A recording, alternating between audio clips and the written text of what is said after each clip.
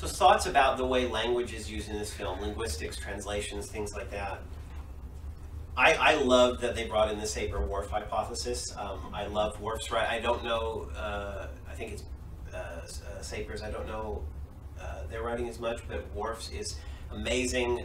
The collection Language, Thought, and Reality is everyone should read it. So I really love that idea of how language and thought change reality, how language changes thought, and that changes your entire perception, your entire reality, even to the point of unanchoring yourself from the time stream. I thought that was fantastic. Yes. They made that clear that that's why she was able to Transcend. transcend, because she had the full understanding of the language. Okay.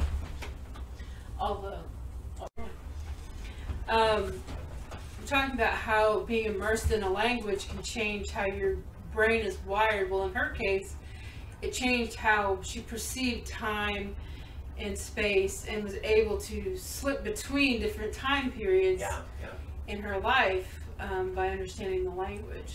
Yes, definitely. I'm still surprised that, like, the Chinese scientists and stuff went, like, through this tactic of using mahjong with the aliens instead of just going to their own language, which also does not have a linear sense of past, present, and future. Yeah.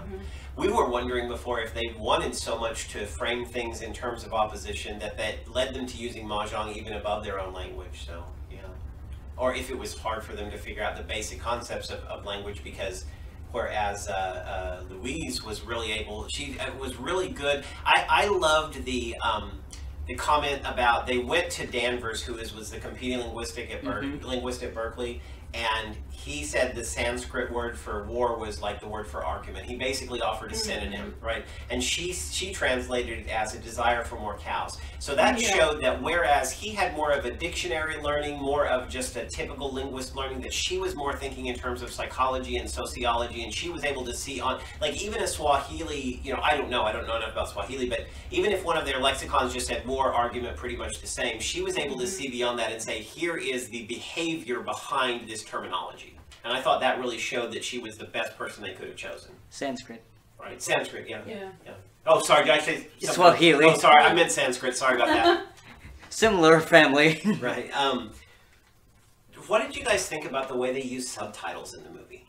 That was very interesting. I like the way that once she was immersed in the boobarium of transcendental time, that the subtitles weren't for her; they were for us. I felt that way too. Yeah, that was not only breaking her fourth dimension of time; it was breaking the fourth wall to be with us. Yes. Yes, that was for our benefit. And then also on the linguistics, how even the director's the most important line in the movie, you don't even get the translation of. Yes. And that was the director's choice, I've read. Yeah, the writer was like, I came up with this all-important line. And I felt that was a way of getting us to go outside the constraints of the movie, outside the time stream of the movie, which was non-linear, but which, as we were watching it, is unfolding in front of us in a linear way.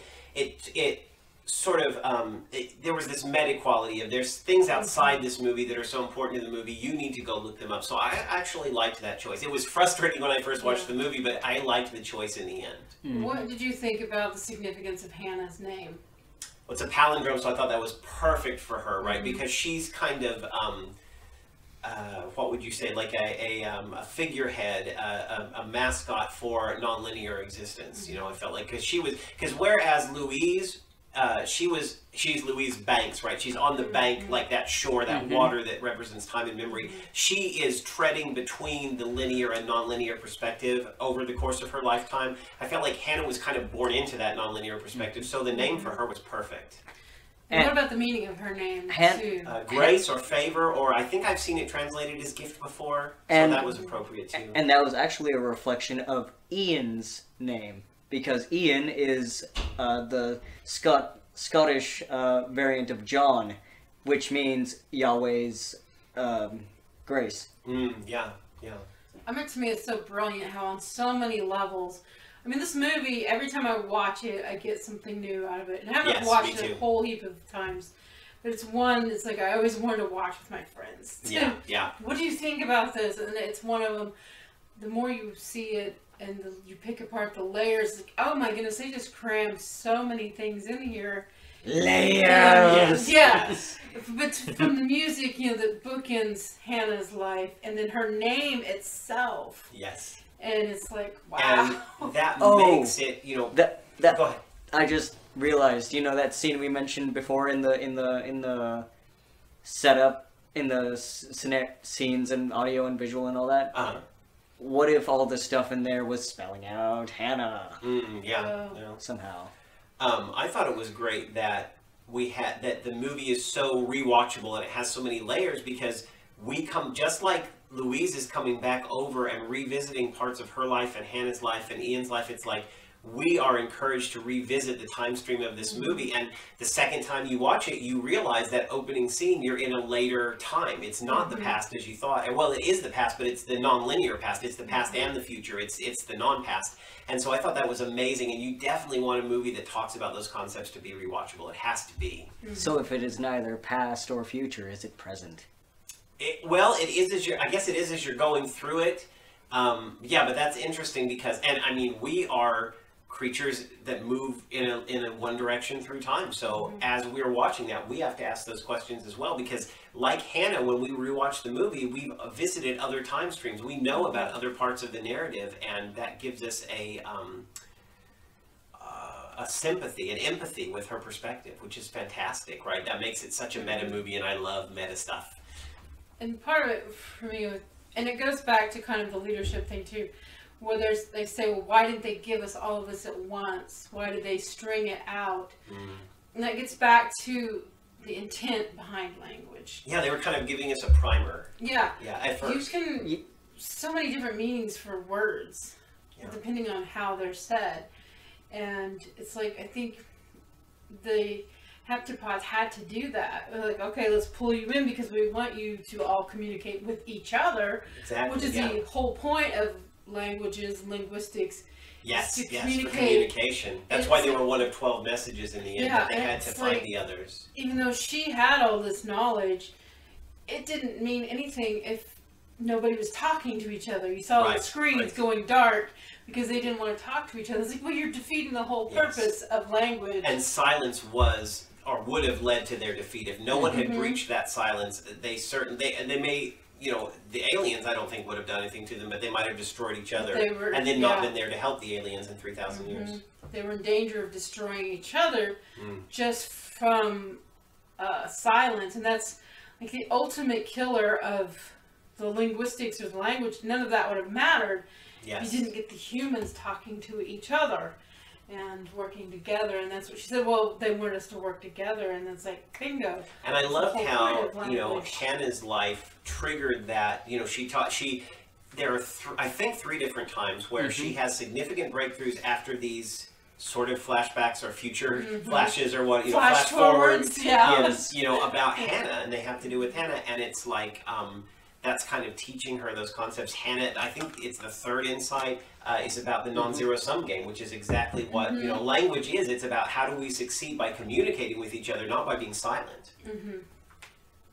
What did you think about the specific terminology of the translations? I loved how they used the word weapon. I felt like maybe the heptapods saw weapon as synonymous with tool and did not understand the distinction, maybe because they're completely peaceful. I mean, at least we never saw them engage in violence, and maybe as peaceful creatures they didn't understand the distinction because they don't have violence in that sense. I wondered that, at least. You know? And they did understand that the one thing that was a weapon, and they saved the humans, you know, the bomb that they had put aboard the ship. Yeah, because we're not sure, like, when they say things like employ weapon, use weapon, we're not sure, like, if they're talking about your own people are going to bring a weapon, or if weapon is another word for tool, and they're talking about the language they want to give her. And we're even between instances of the usage of that word in the subtitles, or when they're talking about it in the dialogue for the movie, we're not really sure if they're talking about the same thing or something else. Or it brings to mind all of the different ways that like one of the instances that the heptapods say is that we are offering a weapon. And like in English, there are different ways to offer weapons. Like you can give someone a weapon to go kill someone, or you can offer your weapon to show I will not use it. Yes, to show you won't use it. This is why I wish we had a sequel, because maybe in the future the language is used as a defensive weapon to help them. Okay, The heptapods, it becomes a tool. It's a tool to get them communicating with the heptapods and all the humans. Maybe communicating with each other. Yeah. Maybe the heptapods are talking about some future event where they have no weapons. Maybe in 3,000 years the humans need to bring weapons to save them because they can't defend themselves. I mean, there's so much that's unknown. There are certain things that we know can't be, but the things that can be, there are many of them. They're very myriad, and that's how it is when you talk to other people. In a way that I kind of hope there isn't a sequel, because I like all of the possibilities. I like that if we have a sequel, I want it to open as many mysteries as it closes. Yeah. Yes. There was one thing I noticed about the scene where Louise is introducing herself properly to the heptapods and goes up and puts her hand on the barrier. It just reminded me, along with the heptapods, what is the giant Greek word again? Oh, for the semasiographic writing. Yes. Was it the thing I just thought of? And can you explain real quick what that means? It's a system of communication, which meaning of something is conveyed by signs and pictures, or icons, rather than words, sounds, or speech. It'd be like flags that they use for sending and we were talking about how because they talk about the disparity between spoken and the shown, the pictographic. It would be something that's not necessarily based in phonetics, but more pictorial. So like semaphore flags and stuff. Right. Yeah. But when she's introducing herself and she puts her hand to the barrier and the heptapod reciprocates the gesture, the thing that popped instantly into my mind was cave drawings where the hand is stenciled in. Yes, like Lascaux and places like that. Yeah. And I also felt like this might be a what would you say, logographic or logogrammatic, but like a pictorial way of saying, like she's saying her name and then she's like, me, this is my hand, so this might be sort of a picture of her name, because I mean it's got fingerprints, it's got creases that are unique to her. Also, so it's an identity marker as well. And I love that parallel scene with her hand. Yes, I was about to say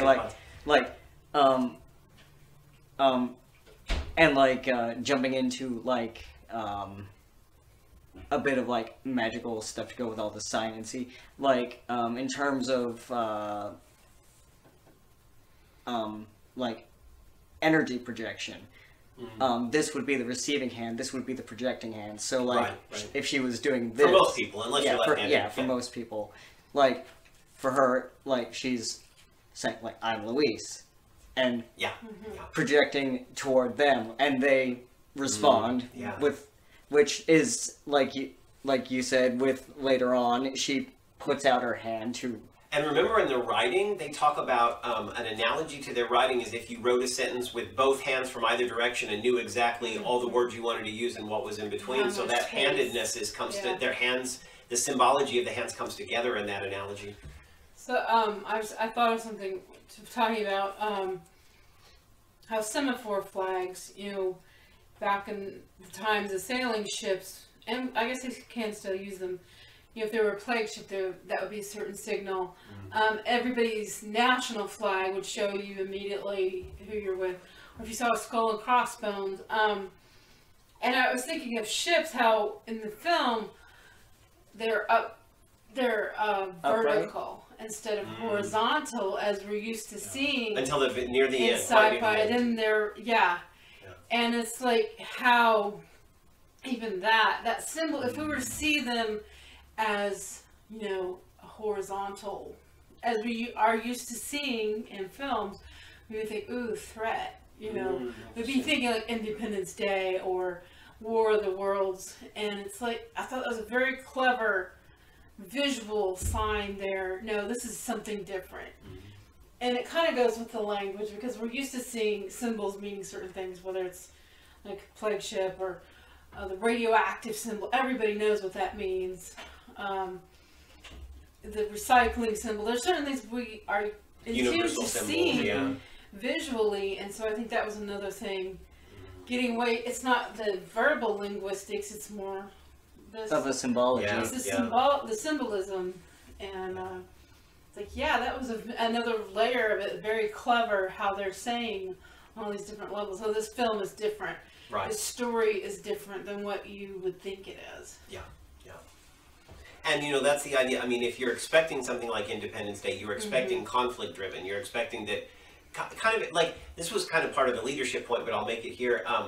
Projection is such a part of leadership. If you, deep down, if you distrust yourself, if you think you're manipulative, if you think you are combative, if you're an angry person, that's what you're going to see in other people and in aliens and in other creatures in your universe. If you know that you're cooperative and caring and driven by intellect and emotions and caring about other people, if you deep down, if you have good self-worth, not arrogance, but good self-worth, because arrogance often comes hand in hand with low self-esteem. But if you have that balance of self-esteem, you're going to look at other aliens. And I think this is what makes Louise so good at First Contact, willing to take the risk, willing to trust, which is, First Contact is such an issue. It may be the biggest type of trust in the world.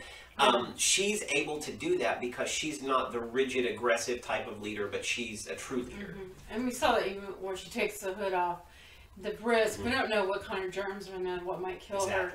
But she's this very open person, willing to take whatever risks to communicate with them. Yeah.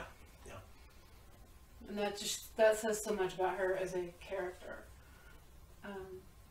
It's just great. Yeah, the hand, the open hand. That's like, and that is kind of a universal sign, isn't it? When you come up to someone, your hands are open. Right. There's no fist. You can see there's nothing in my hand. There's no weapons in my hand. They're away I've from offered the body. The weapon, I've given it away. For a hug, your hands are away from the body. You're not hiding anything, and so it's very powerful imagery there. Yeah. The hands. And I noticed the heptapods don't use. If they use tools, again, it's the argument of nature and artifice. We're not sure. Like when they're writing, did they plant ink in their bodies? Right? Is that an artificial process, or were they naturally born with this ink that they use underwater because they're squid-like and they adapted it to communication? And we don't really know for sure the difference between nature and artifice. I don't see them with any tools or wearing any clothes or anything like that. Although again, we might not know. So that's interesting too. And they had said that early in the film. Everything aboard the ship was prepared for the humans. Like they changed the environment so that the humans could be in there safely. And the vertical, how they go up because the difference in the gravity, they were accommodating. It was all to accommodate the humans.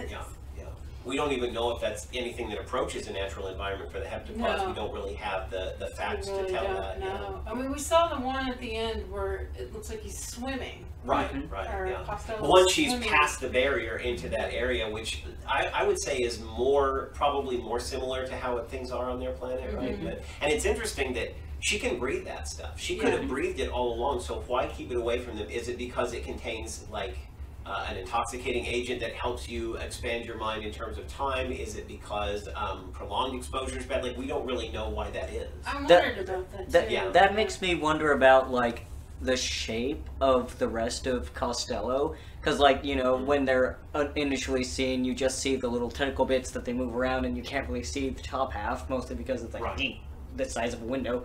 But when she gets into the boobarium and like looks up, there's like 10 feet of humanoid shape attached to the tentacles. So what you just said about the windows also makes me wonder, those windows we were talking about with the H and the IV and the branching, what could be a symbol in the tree of branching probabilities or time streams.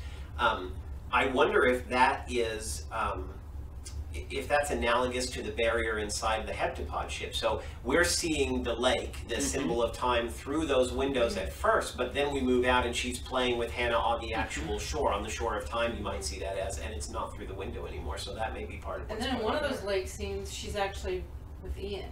Right. Before Hannah is conceived, apparently, and so it looks like it's either before she's conceived or right after she's born. She's definitely moving back They're and forth through time. At that point, anyway.